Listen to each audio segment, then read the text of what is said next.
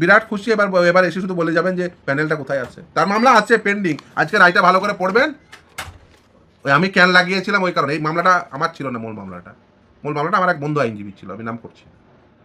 আমাদের মামলায় সিবিআই এর ইডি তদন্তের নির্দেশ হয়েছিল, অন্যান্য মামলা পেন্ডিং, যাতে আমাদের মামলা কোনোভাবে এফেক্টেড না হয় সেই জন্য আমরা ক্যান করেছিলাম। এবং মহামান্য বিচারপতি আমাদের সাবমিশন রেকর্ড করে বলেছেন সেই মামলাগুলো ইন্ডিপেন্ডেন্টলি সেই প্রসিডিংসগুলো শুনবে। সোমেন নন্দী, রমেশ মালিক ইন্ডিপেন্ডেন্টলি সেগুলো শুনবে, সেগুলোতে সিবিআই ইডি তদন্ত নির্দেশ আছে। বিশেষ করে সোমেন নন্দী সাপেক্ষে যেহেতু এফআইআর হয়েছে, সেই মামলা ইনভেস্টিগেশন যদি দেখা যায় কালকে মমতা ব্যানার্জি যুক্ত জেলে যেতে পারে, কোনো অসুবিধা নেই।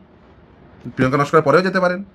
এর সাথে যে না না দুর্নীতি হয়নি, একদম বিরাট পরিষ্কার হয়ে গেছে, না।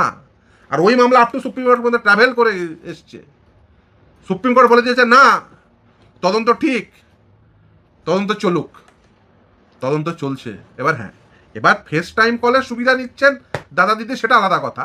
কদিন সুবিধা পাবেন সে নিয়ে বলতে পারবো না, অন্য কিছু বলছি না, কিন্তু বেশি দিন সুবিধা পাবেন বলে মনে হচ্ছে না। এই রায়ের পরেও অনেকে জেলে যাবে, এই রায়ের পরে অনেকের চাকরি বাতিল হবে।